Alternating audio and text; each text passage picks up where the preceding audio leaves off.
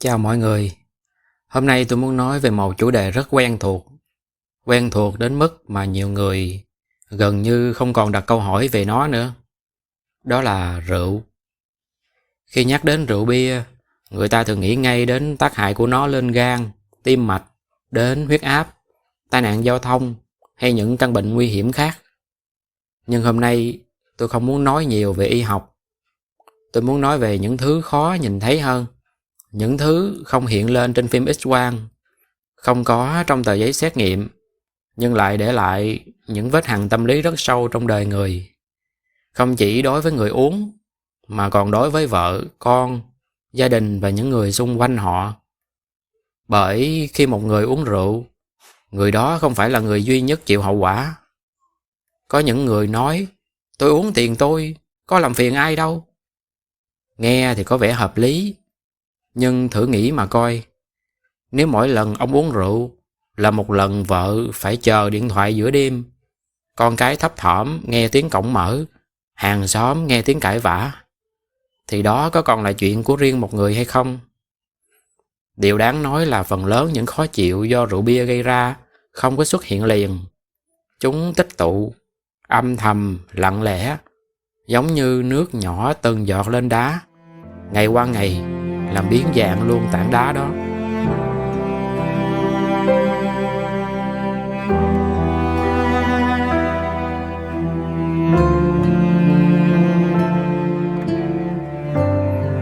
Hồi mới yêu, anh ta không có hề uống rượu, hoặc là anh ta giấu quá kỹ. Cưới về rồi anh ta mới uống.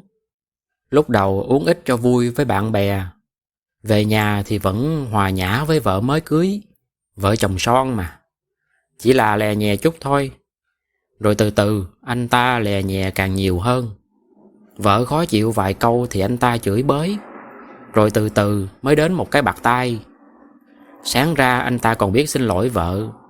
Rồi sau đó mới tiến tới những trận đòn đúng nghĩa. Rồi chẳng cần xin lỗi xin phải gì nữa.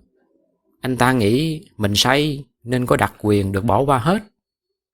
Nhiều người cho rằng rượu chỉ làm người ta say. Thực tế rượu còn làm nên những cảm xúc và hành vi khác nữa. Có người uống vào thì cười nói rồi đi ngủ. Có người uống vào thì khóc. Người thì kể lể tâm sự. Nhưng cũng có người uống vào lại trở nên nóng nảy, gây hấn, thích tranh cãi, dễ nổi giận. Điều đáng sợ không phải là cơn say. Điều đáng sợ là người ta không biết cơn say đó sẽ dẫn tới điều gì. Hồi nhỏ có một dịp hè tôi sang nhà dì chơi mấy tháng với thằng em họ. Mỗi lần ông Dượng đi nhậu khuya rồi chưa về là dì tôi bả phải chờ cửa. Hễ ông về là phải mở cửa ngay. Trễ chút là ông chửi ông đánh. Cho nên dì tôi bả phải chờ đợi. Không biết ổng về lúc mấy giờ, có xỉn lắm hay không, có xảy ra chuyện gì trên đường không, và không biết tối nay có yên bình hay không. Cái lo ấy lặp đi lặp lại hàng trăm lần rồi hàng ngàn lần, cho đến khi nó trở thành một phần của cuộc sống của dì. Tôi nghĩ một trong những người chịu ảnh hưởng nhiều nhất bởi rượu bia chính là người vợ. Ban đầu họ khuyên nhủ, sau đó họ tranh luận, rồi họ khóc, rồi họ giận dữ, thất vọng. Cuối cùng, nhiều người chọn im lặng. Im lặng không phải là họ đã ổn thỏa rồi, mà là họ quá mệt và hết hy vọng rồi.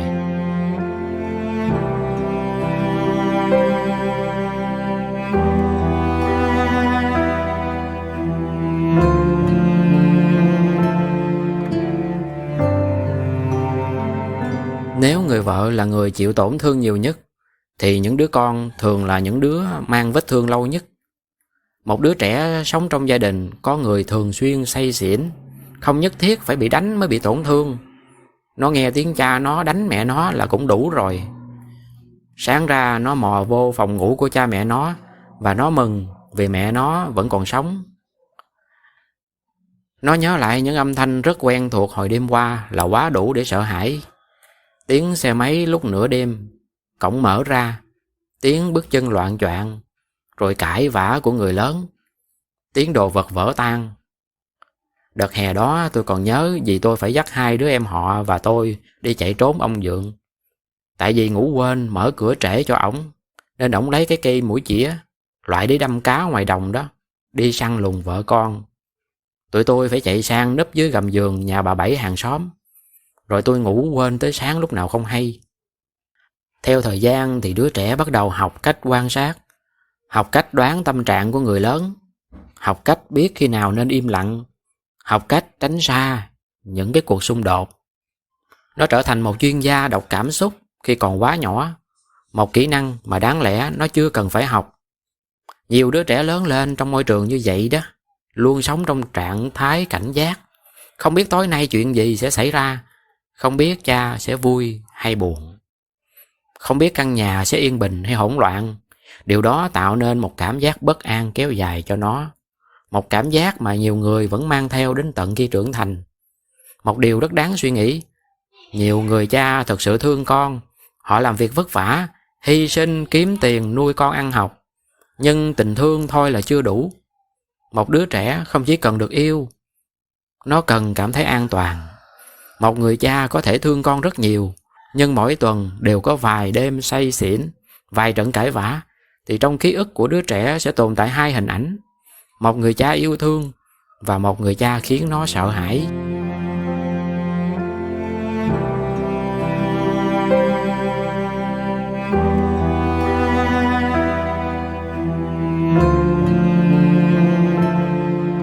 Tôi không cho rằng tất cả những người uống rượu đều là người xấu, hoàn toàn không. Có rất nhiều người uống có chừng mực, có trách nhiệm và có ý thức, và không có làm ảnh hưởng đến ai. Như vậy thì rượu không biến một người hiền lành thành một con người hoàn toàn khác được, nhưng nó sẽ làm suy yếu khả năng kiểm soát bản thân, khiến những xu hướng vốn có dễ bộc lộ hơn. Nếu một người bình thường đã điềm tĩnh, ít hiếu thắng, ít xung đột, kiểm soát cảm xúc tốt, thì khi say họ thường nói nhiều hơn, cởi mở hơn, buồn ngủ rồi đi ngủ. Ngược lại, một con người vốn dễ nóng nảy hay bất mãn, thích hơn thua, thường xuyên kìm nén bực tức, khi rượu vô những cảm xúc đó nó tràn ra ngoài.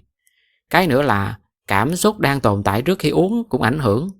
Ví dụ hai người cùng uống 10 lon bia, người thứ nhất hôm nay vui vẻ, công việc ổn định, gia đình êm ấm, còn người thứ hai thì đang áp lực nợ nần, mâu thuẫn vợ chồng, bực cấp trên, thì khi say cái người thứ hai sẽ dễ bộc lộ những cảm xúc tiêu cực hơn. Mặt khác, không phải bộ não nào cũng phản ứng giống nhau với rượu. Một số người thì buồn ngủ nhanh, chậm chạp, muốn nằm nghỉ. Một số người khác thì hưng phấn, nói liên tục, kích động, tăng tính liều lĩnh. Đây là sự khác biệt sinh học khá tự nhiên giữa các cá nhân.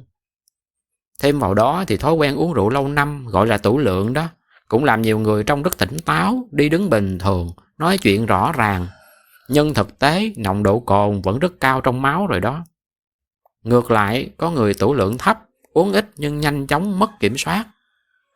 Điều thú vị nhất là nhiều người nói rượu làm lộ bản chất thật của con người. Câu này đúng một phần, nhưng không hoàn toàn chính xác. Người say không phải lúc nào cũng thể hiện con người thật. Một người say, họ đang ở trong trạng thái não bộ hoạt động bất thường.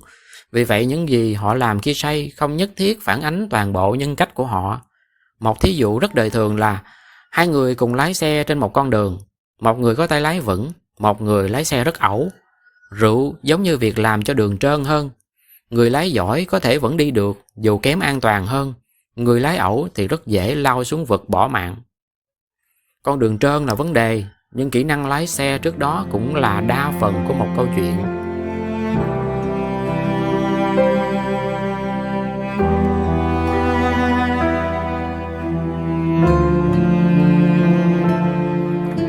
Khi nói về rượu bia, người ta thường hỏi uống bao nhiêu thì hại gan, uống bao nhiêu thì tăng nguy cơ ung thư. Đó là những câu hỏi quan trọng. Nhưng có lẽ còn một câu hỏi khác cũng đáng được đặt ra, đó là một cuộc hôn nhân phải chịu đựng bao nhiêu lần say xỉn thì mới bắt đầu rạn nứt? Một đứa trẻ phải trải qua bao nhiêu đêm bất an thì mới có cảm giác mất an toàn? Không ai có câu trả lời chính xác hết. Nhưng chúng ta đều biết những tổn thương đó là có thật. Điều rất lạ là nhiều người say xỉn quậy tưng tối hôm trước lại nói là không nhớ gì vào sáng hôm sau. Họ không nhớ mình đã nói gì, không nhớ mình đã làm gì luôn, không nhớ mình đã chửi ai, quýnh ai. Tới đây thì có hai trường hợp phổ biến: quên thật sự do rượu làm ảnh hưởng đến não bộ. Thì đối với trường hợp quên sạch sẽ như vậy thì rất nguy hiểm. Họ có thể gây ra những trọng tội trong lúc say mà tỉnh dậy không biết mình đã làm gì, giống như ma xui quỷ khiến vậy. Và trường hợp thứ hai là họ nhớ, nhưng mà nhớ không đầy đủ, hoặc là họ nhớ hết nhưng họ cố tình quên. Có nghĩa là người say tỉnh dậy rồi, họ nhớ nhưng họ thấy nhục quá, họ sợ trách nhiệm, không muốn đối diện với hậu quả nên họ nói tôi không nhớ gì hết. Trên thực tế, chỉ bản thân họ mới biết mức độ nhớ thực sự là bao nhiêu. Ông anh họ của tôi đó, ông thích uống rượu lắm. Rượu nha chứ không phải bia. Ông nói bia nó nhạt thết như trà. Hầu như ngày nào cũng có bạn nhậu quay quần tại nhà đàm đạo. Mới hồi năm ngoái nè, ông hàng xóm nhà sát vách kế bên, hàng ngày rất thân thiết, cũng có qua nhậu chung. Đang nhậu thì cự cãi thế nào mà ông anh họ của tôi vác búa ra đập đầu người ta. Camera nhà họ quay lại hết trơn. May mà ông ấy không sao. Tốn biết bao nhiêu tiền xin lỗi, đền bù. Nhà ông hàng xóm thì chịu bỏ qua rồi, nhưng mà đến bây giờ nhà nước vẫn phải bắt ra tòa đó. Đang đợi kêu án, chứ không phải đơn giản đâu. Cho nên về mặt pháp luật thì ở nhiều nước trong đó có Việt Nam ta, việc uống rượu rồi phạm tội không phải là lý do để được miễn trách nhiệm hình sự. Ngược lại, Bộ luật hình sự quy định khá rõ, người phạm tội trong tình trạng mất khả năng nhận thức hoặc điều khiển hành vi do rượu bia vẫn phải chịu trách nhiệm hình sự. Pháp luật thường sẽ xem xét người đó có thực hiện hành vi hay không, hậu quả xảy ra thế nào, bằng chứng, nhân chứng camera, chứ không chỉ dựa vào việc người đó có nhớ hay không. Đời mà đâu có đơn giản như vậy. Ông không nhớ không có nghĩa là ông không làm và không có hậu quả. Người say có thể quên, người vợ thì không có quên, và mấy đứa con thì sẽ nhớ đến già. Tôi hỏi đứa cháu trai của tôi, mai mốt con lớn á, con có uống rượu giống ba con không con? Nó nói, dạ không, con ngán rồi.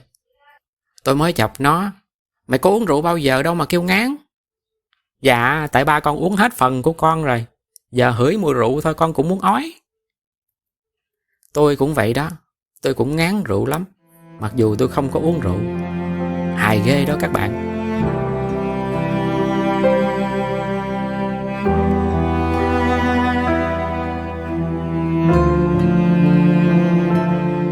Có một câu hỏi đặt ra là mấy người thích uống rượu này nè, có khả năng nào sẽ cải thiện không? Câu trả lời là có người sẽ thay đổi được. Nhưng nếu đã đến mức gây tổn thương tâm lý nghiêm trọng kéo dài cho gia đình thì việc cai rượu thành công thường không hề dễ và tỷ lệ tái nghiện khá cao. Tại vì rượu không còn là một thói quen đơn thuần nữa, nó đã trở thành một phần trong cấu trúc đời sống của cái người này. Cho nên bỏ rượu không chỉ là bỏ chất cồn, mà là thay đổi cả một hệ thống hành vi và tâm lý. Đó là lý do nó khó. Nói một chút về y khoa nha. Các nghiên cứu dài hạn về rối loạn sử dụng rượu cho thấy đây thường được xem là một tình trạng mang tính mãn tính, với các giai đoạn tái nghiện và hồi phục xen kẽ nhau. Có nghiên cứu lớn cho thấy tỷ lệ hồi phục trong mỗi năm thường chỉ khoảng 10-15%, và nhiều người mất rất nhiều năm mới đạt được sự hồi phục ổn định. Điều này nghe hơi u ám, nhưng thực ra lại là khá thực tế.